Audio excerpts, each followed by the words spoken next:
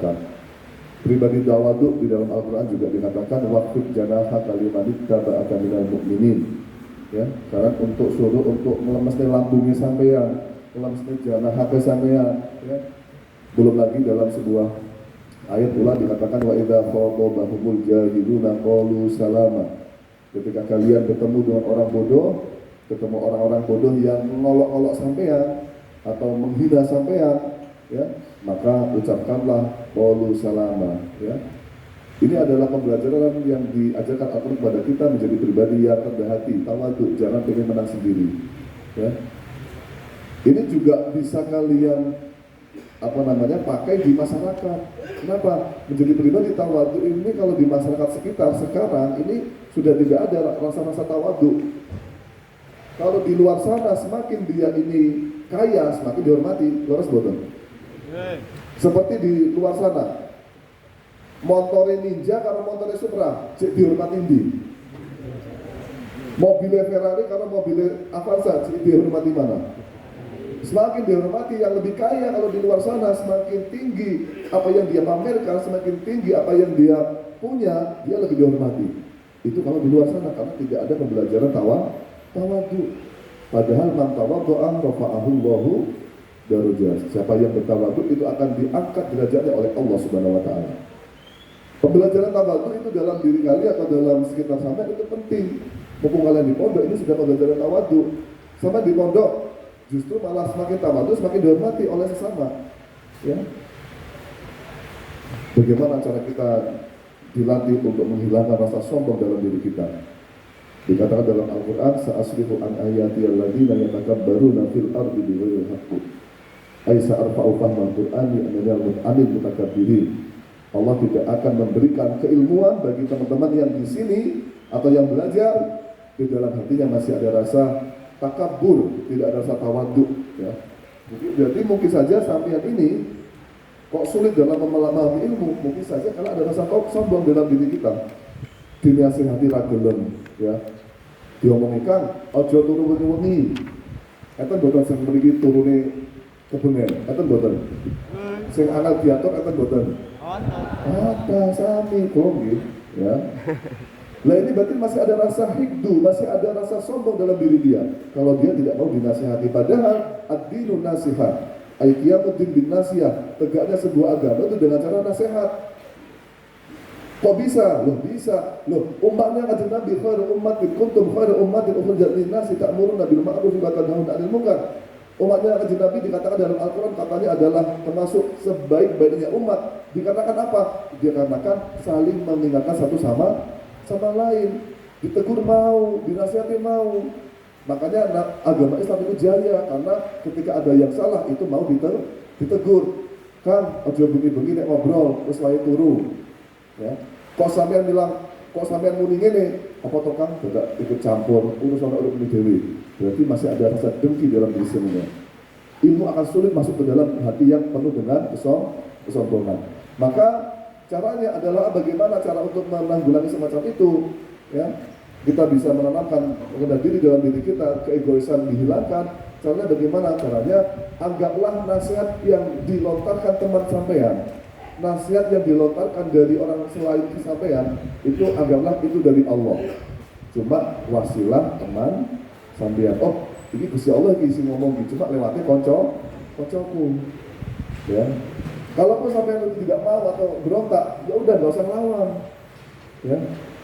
Ini adalah pembelajaran rasa tawadhu juga dalam diri kita. Selain itu juga pembelajaran tawadhu selain menerima nasihat orang lain, di antara lain adalah kita menganggap orang lain lebih baik daripada kita. Ojo paling merasa benar sendiri, ya.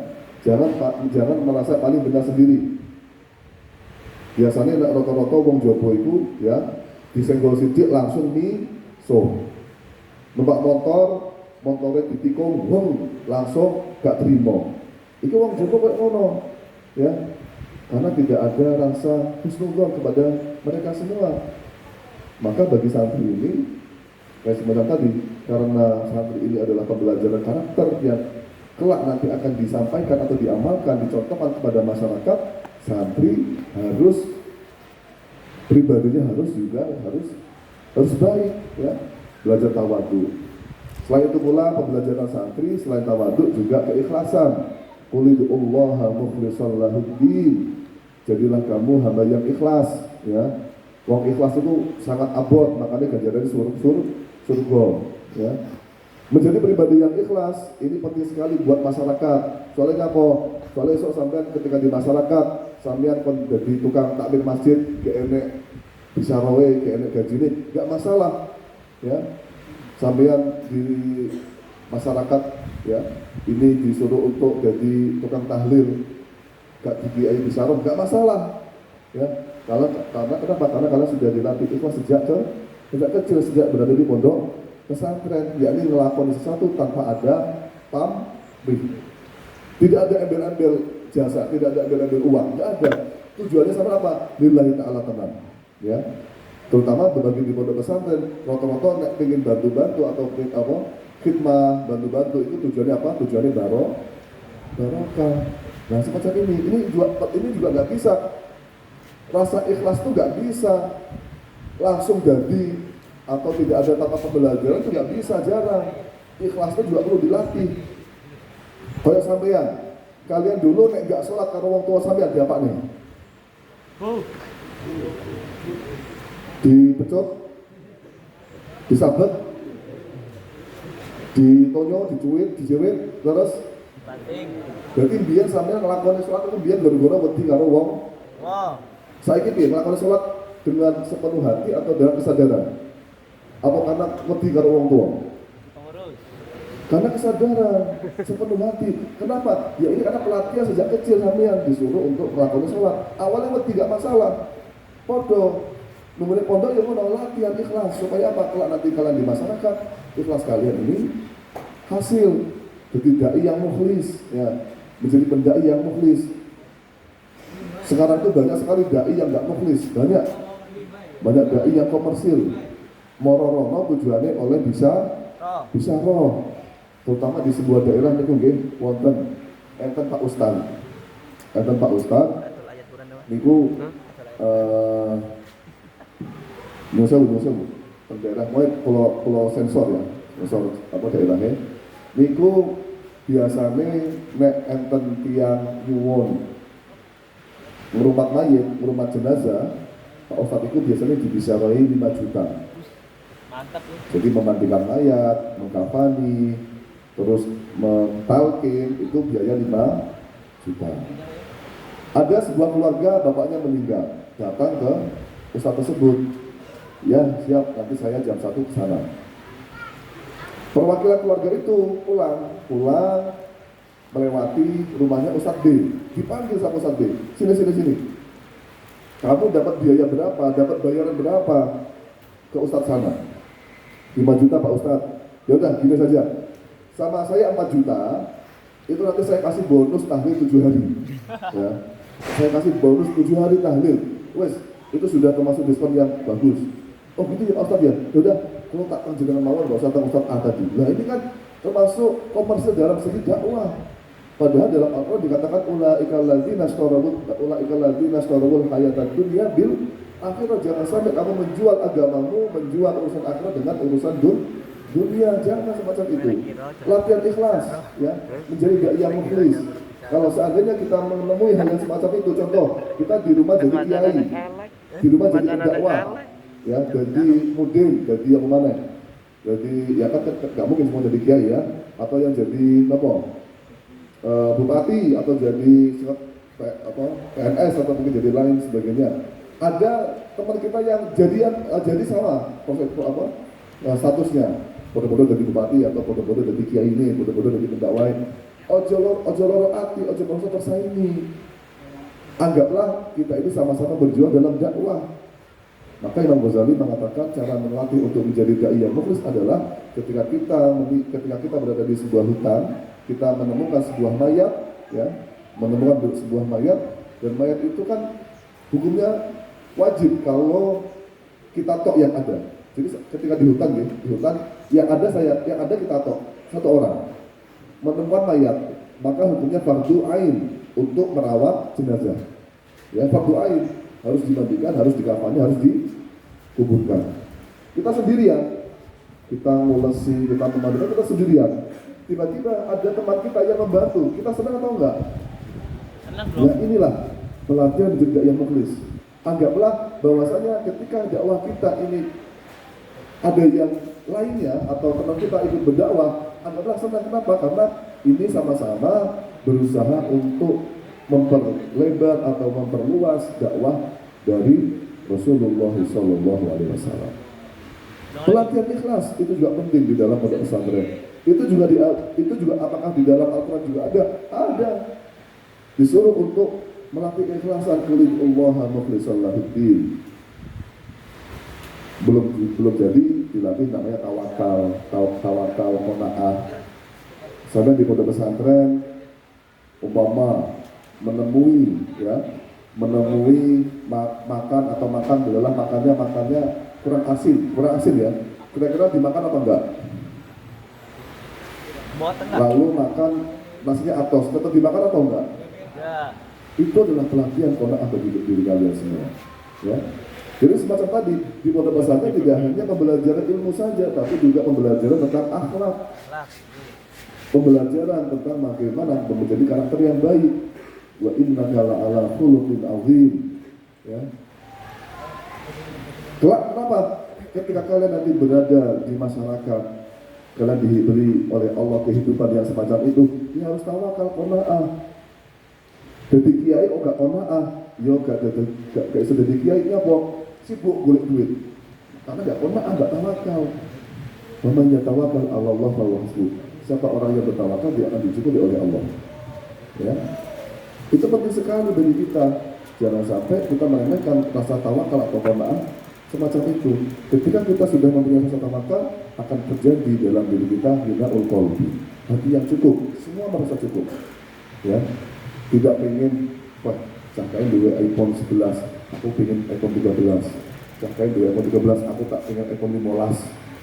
Cangkain dulu. Ini adalah sifat watak daripada manusia. Rakus, ya. Hasad. Tapi kalau memang tawakal sudah dilatih sejak kecil ya, kita akan merasa cukup dalam segi hati kita. Ya. Sisi lain ya, dalam pondok pesantren itu pula yang kita cari dalam pondok ini tidak hanya semacam itu tadi, tapi juga barokah daripada kiai, ya, ridhonya kiai, ya, dengan barokah, insya Allah apa-apa yang kalian lakukan ini penuh dengan kemudahan. Barokah itu junudillah. Banyak orang-orang yang nggak percaya barokah. Apa itu barokah? Gak enak, barokah juga enak. Ya. Makanya kayak orang-orang itu di luar sana nggak mau makan pipa ikiai gak gelem. Oh, jadi barokah apa barokah? Itu sisa itu sebenarnya. Ya. Terus malik apa namanya? Malik apa?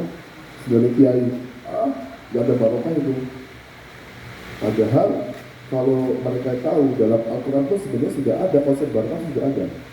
Subhanalladzi asra bi abdihi minal masjidil haram ilal masjidil aqsa alladzi barakna hawlahu. Itu sudah ada unsur barokah di dalamnya. Berarti ada barokah itu, nyata barokah itu. Cuma bentuknya berbeda-beda. Ada lagi dalam Al-Quran juga wa qala lahu rasuluhu inna ayatan mulkihi ayatiyakumut tabutu fihi sakinah. Tabut itu adalah sebuah, kalau dalam dari Israel itu sebuah kotak itu ya semacam apa ya, jimat yang kalau selama kita menyimpan jimat itu akan dimakmurkan kehidupan kita. Loh, itu saja mereka percaya karena barokah dimakmurkan.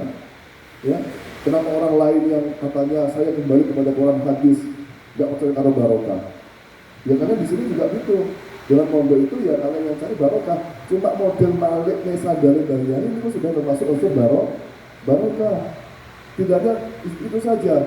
Barokah itu bisa juga termasuk Nabul Alim, Nabul Kiai, delok Gus Lukman, Gus Pauman, delok tok wae lho.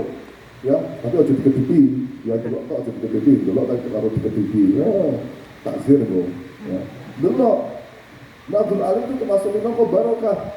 Mendengarkan perkataan orang alim itu juga termasuk barokah. Rumok nih masih bersama ngantuk gak apa-apa, sebenarnya di rumok nih meskipun gak paham gak masalah. Itu juga tidak kebarukan. Luar biasa cara mendapatkan unsur barokah di pondok pesantren itu sangat besar sekali, sangat terbuka lebar, ya. Bahkan kalau biasa di pondok pesantren itu ada yang namanya tamaluk. Tamaluk itu berbuat secara berlebihan. Contoh, dia ini baru minum itu jadi rebutan, itu juga masuk tamaluk. Atau salaman kalau dia ini sing di level, itu juga masuk tamaluk, berbuat berlebihan. Itu tidak diajarkan di dalam kehidupan manusia kecuali illa li talibil ilmi, kecuali bagi orang-orang yang sedang mencari ilmu agama. Itu nggak apa-apa, tujuannya adalah supaya mendapat keberkahan. Atau yang dulu zaman dahulu orang kiai-kiai praktekan. Biasa kiai itu dulu kalau makan terus mijit itu apa ya? Membasuh tangan, ya, menggunakan oboan, diminum sama kiai yang lain. Itu sudah biasa semacam itu tamaluk juga, tidak masalah dalam rangka arah tolabul ilmi, ya, barokah. Lalu barokah itu bagaimana bentuknya? Bermacam-macam. Sir min asrarillah, ya.